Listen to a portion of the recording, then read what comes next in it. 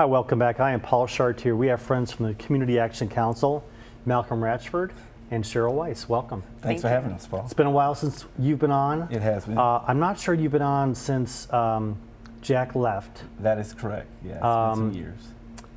How long have you been with Community Action Council? Total, I've been with Community Action Council about 16 years. 20 years in the network of Community Action, but here at this one about 16 years. And you've risen up and now you're the executive director. Yes, that Congratulations. is true. Thank you so much. They say big shoes to fill, but big shoes to fill. Very big shoes to fill. Yeah. Jack, my predecessor, laid a tremendous foundation. And Yes. It's easy to take a new job when you have a person like Jack who created just the excellence that we have now at Community Action Council. Well, I think it says a lot about you because I'm sure nationally people were applying for that position because it's a big-time position with a big-time organization. It really was. We are one of the best Head Starts and one of the best community action agencies in the country. And not just me saying that, we have the accreditations to prove that, and that's because of Jack. And so you had a lot of people, seeking that job, and I'm just fortunate enough and blessed enough to be able to see Jack. Humility is a very attractive trait. For people that don't know what Community Action Council does, kind of paint a broad picture and then let Cheryl take over. I sure will. We'll let Cheryl take over. But one of the things with Community Action, our mission had been to combat poverty, Paul. And so we try to tell people now that we've changed that mission to more preventing or reducing and eliminating poverty. And that's for all of our families and children out there who are low income. We have to figure out a way, and that's one of the things we've been trying to do so much more, is how do we actually get people out of poverty? And so we do that through numerous programs. It starts from having families who are in emergency crisis to finding families who we move across a continuum so that they can eventually get out of poverty. And that is possible, and we can probably talk about that. You started it, go ahead and keep talking about it. Well, we hear people all the time talk about the poverty rate, and that is true. It's hasn't been any significant changes over several years, but one thing we try to do is work with families, and we get people out of poverty one family at a time and give them the tools that are necessary. And we try to do that, and we look at it just like a continuum. We look at folks and say, some folks come in who don't have the basic necessities to survive, like water, clothing, electricity, things of that nature. And how do you move them down the arrow, self-sufficiency, and get them out to where either you prevent the poverty, you reduce it or eliminate it. And what we're seeing now are just the conditions that poverty creates are just, I think, coming to a head when we look at some of the youth violence. We look at some of the, not necessarily unemployment numbers are going down, but underemployment is still there as we look at wages being attempted to be raised. So we're seeing these conditions that poverty creates, and that's where we are today. I know that when Jack was around, Community Action Council was a reactive organization. Yes. Which is great because there are people, and poverty is not just around the holidays. It's Right. It's True. 13 months out of the year. I mean, it goes on all the time and beyond.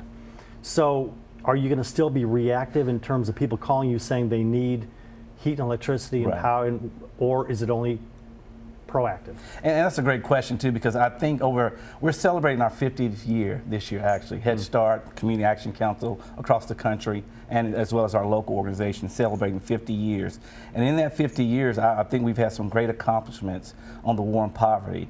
One of the things that we want to do better, though, that we've observed within our organization is that we have been more reactive and providing that safety net for folks. But we're going to continue to do that because that's Yes. our grassroots. Yes. We want to make sure you can't have a child sit down in a seat and learn if they don't have food at home, if they don't have electricity. So you got to address, as Maslow's hierarchy of needs, you got to address those things first. But once you address it, you can't stay there too long.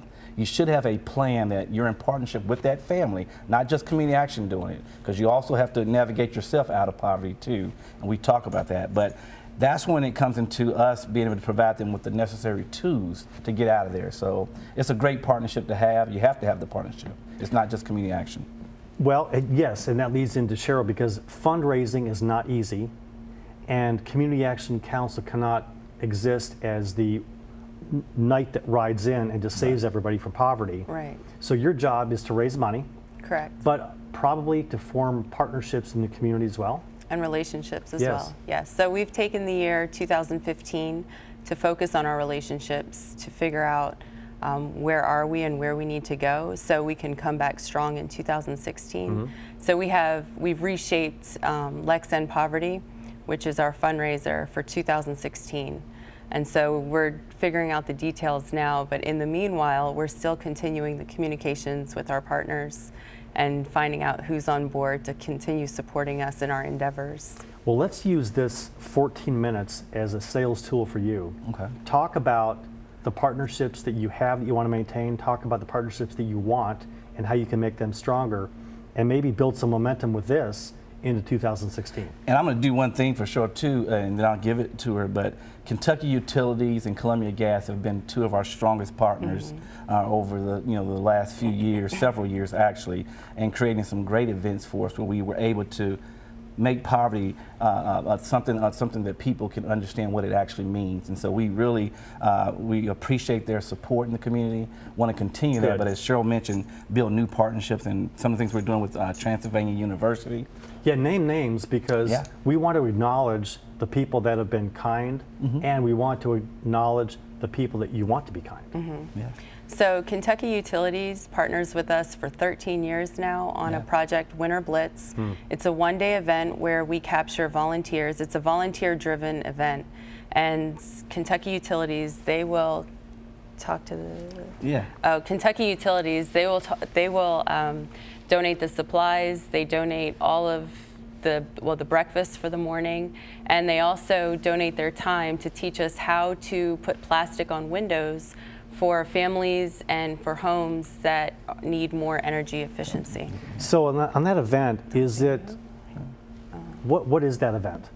I mean, does the public go to it? Yeah, we actually, last year we had so many volunteers, we're looking at probably moving to a different room this time, but we've been doing it for several years. And the good thing about it is you go to places, I've been doing this Winter Blitz for some time, and I went to homes last year where you had literally, when we say money's going out the window, It's literally going out the window. Literally going out Yeah. the window. You're heating the outside of the world. Yeah. People can't close windows. You got holes in the Oh, roof. gosh. And so you think about when we look at low-income families, they spend the majority of their money on things such as utilities. You know, a lot of their income goes towards utilities. They're not making a lot of money as it is. Right. But yet when you go to a home that's not weatherized, and people say, well, why aren't their homes weatherized? Well, you know, in our low-income neighborhoods, it's not the same, and that's just a fact. You know, people don't have the same homes with energy-efficient appliances, Right. so they're spending a lot of their income on utilities. On non-tangible things. Exactly. They're just going down the drain. So we take a group of volunteers and we go out and hit about 40 households, and we go out and put reusable plastic on the wall. So it's not the camel that we used to use, where we used to tape up plastic. Like in college. In Yeah, college, yeah, and yeah. you couldn't take it off. But now we're using these Ziploc type things, Really? and you can take them off when the weather warms up. But you can go in houses, and we have seen the temperature change just from putting the plastic up in a few seconds. So we go out and we get volunteers to do that. We give them some things for their faucets to conserve water and energy with Kentucky American Water Company. So just different things like that is what, it seems simple, but the weatherization of those homes during that short period of time on that Saturday is one of the greatest things I think we do at Community Action when it comes to working with the community. Well, it's simple because you know the resources, but when you're in that home, freezing, paying hundreds of dollars a month, you don't know all the resources available to you. So for you to come in and to be problem solvers, good for you. So you're talking about utilities are your partners? Yes. You have that one event Kentucky coming up. Utilities. What else is coming up, and what other partnerships are you looking forward to building? Well, we recently just had our inaugural Prep Talk event, and that's based off TED Talks, and that's to prevent, reduce, and eliminate poverty. So Columbia Gas, they sponsored that event, and what they've done is supported us throughout the years as well. Prep Talks is based on, it's solution-based discussions, and it's essentially finding out issues that are coming, local issues affecting poverty in central Kentucky, equity versus equality, and income barriers. So for people right now that have a need, what website can they go to plug into what you have? And that's a good thing you mentioned website, because we are actually revamping our website, but our website is www.comaction.org. And we're working on that right now because we want our website to be more interactive to the community.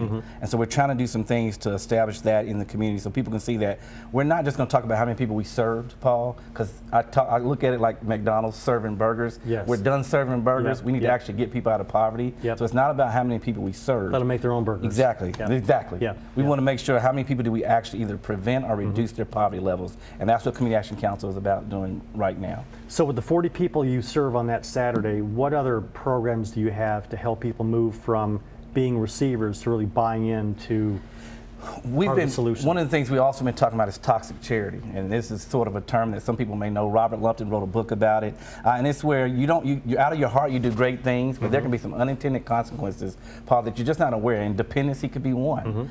You keep seeing the same folks coming back and over, and you're like, what's going on here? You know, and so we want to make sure that that's not what we're doing at Community Action. It's not toxic charity. It should be transformative. And so with our programs, whether they be youth programs, our senior programs, all these things are designed to address the crisis, but not stay there too long. People in this community are fantastic givers, but you're right, when it's the same faces, there's no solution there. Right. It's just going to be repeating, and for you to come along now and say, we want to help solve the problem, I think any corporate partners, this may make your job easier, that any corporate partners are thinking, we are actually going to get people off of poverty and help them be self-sustaining. I think people would be excited about it. And that's what I've been telling folks. Every group I can talk to, I tell them Community Action Council now is going to get people out of poverty, not just report how many we served. And that's critical for us. In the last 3 minutes, I know United Way, it had kind of the same mantra that instead of just providing services, helping them become more self-sustaining, and it sounds like your model's pretty much similar to that. Yeah, and one of the good things, and United Way is a great partner of ours, we actually collaborate on some of our financial fitness programs, so we do have that same goal and mindset. The unique thing with Community Action is, as I said before, 50 years, but also designated for this area as the low-income organization to serve folks who are struggling, and that's what we've been doing for 50 years, and 50 going forward, we do have to improve, and that means that we actually have to show that we're getting families out, and we will do that. We will do that. And you know, your stock is going to go up by being able to quantify that we've moved families from here to here, Yes. and they're better off for doing it. Yes. Cheryl, in the last couple minutes, again, as you move into 2016, what partnerships do you want to build that this program can help you with, and then help you form those partnerships? Well, partnerships that we just captured in 2014 was Central Kentucky Research Associates. And that was a great way for them to acquire the patients and the volunteers they needed to conduct their studies. And then it also provided the volunteer an incentive, a cash incentive. So that was a great partnership that we established, and we're going to continue to seek their support in the future, because it always helps a participant with cash, a cash incentive as well. And then there's just community supporters that are always popping up out of the woodwork, as far as like food security and food justice is a focus that we're taking on with essentially the next Prep Talk event. So we hope to gain a lot of Kentucky Proud supporters, a lot of local restaurants, and that issue itself seems to be trending in the Central Kentucky area as well. Malcolm, in the last minute, give the website again, please. Our website, www.commaction.org. And you can look on our website, like I said before, maybe in a few months, we put out a bid for the new website, so we're hoping to get that done and be able to be more interactive with the community and show people what we mean by getting folks out of poverty. Cheryl Weiss, Malcolm Ratchford, thank you. Thank you. I will tell you, Jack would be very proud of what you're doing. Thank you so much, Paul. Yep. Thank It's you a very pleasure. much. Thank you. Have a good holiday and a new year. I am Paul Chartier. We'll be back next month on Heart of Gold.